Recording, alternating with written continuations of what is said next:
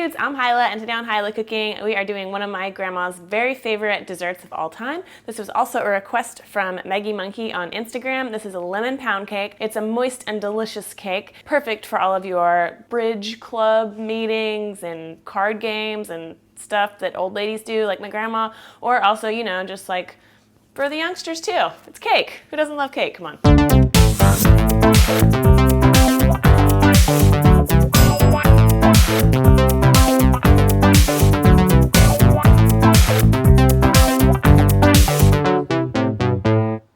We're going to start with creaming some soft butter like most cakes.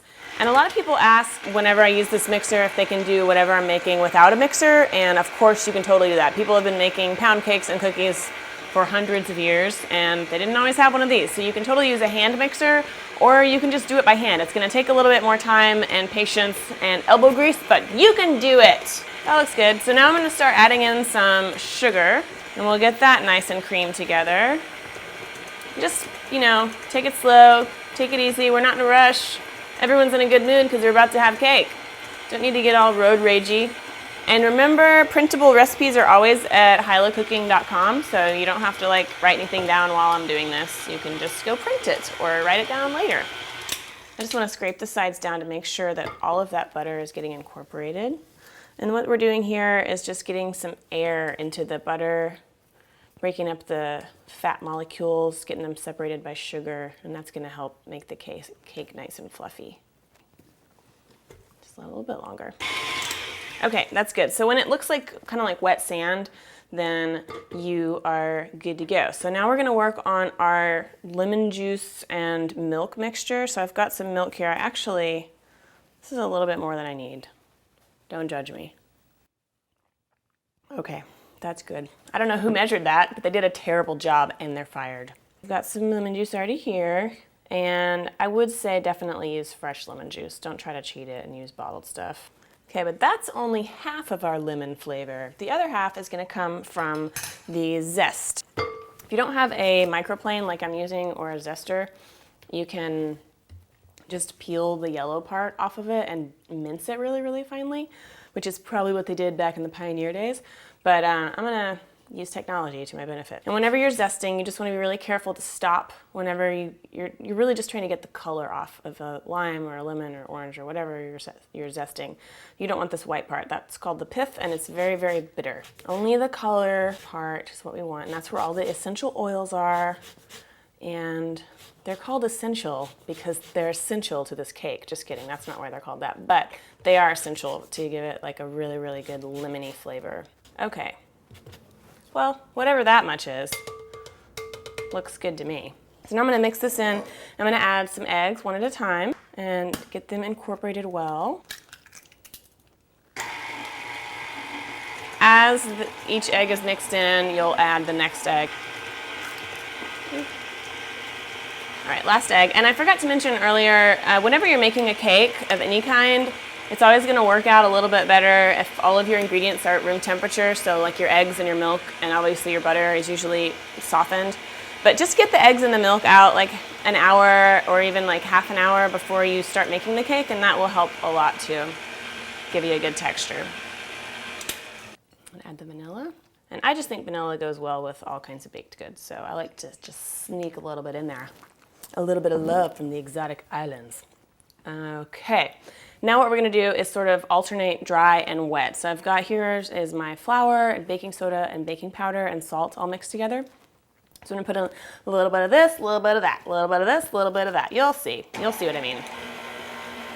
And the reason that these are called pound cakes is because originally they were made with 1 pound of butter, 1 pound of eggs, 1 pound of sugar, and 1 pound of flour. And you can imagine that would make a cake that would feed like 50 people. So this is more like a half-pound cake. It's a half-pounder. Get it? Thank you very much. I'll be here all week. All right, so you can see that my milk has curdled from the lemon juice. We basically made buttermilk here. And the last bit of the flour. Awesome. All right, we're gonna put these into our pans now. I've got 2 loaf pans here. I've greased and floured them. I showed you how to do that in the Tres Leches video, I believe, so I'll link to that at the end. So we're just gonna divide this evenly. Just do your best. Do your best and it'll be good enough. And my grandma will smile upon you from heaven. and then we just want to smooth out the tops. And these make a really great gift, I think. You could do them in those disposable aluminum pans and take it to somebody's house as like a hostess present, or your boss, if you happen to be your own boss. That's a really good way to show yourself that you appreciate yourself on Boss's Appreciation Day. Okay, and then I'm gonna give these a little tap. This is gonna be loud, hold on. Banjo's upset. Seems counterintuitive, but it's just gonna help any like large bubbles get out of there now so we don't have giant tunnels in our cake. Okay, baking these at 325 for about 1 hour. See you then.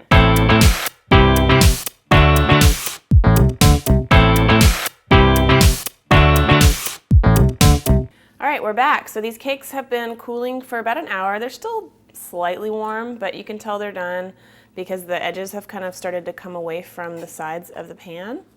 So just to facilitate removal, I'm just gonna take a little butter knife and run it around the edges here.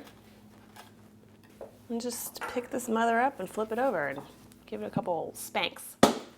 Banjo is not happy about that. He's like, peace out, sister. Come on, you piece of shit. Okay. Oh God. Yes. Okay, beautiful. Look at that.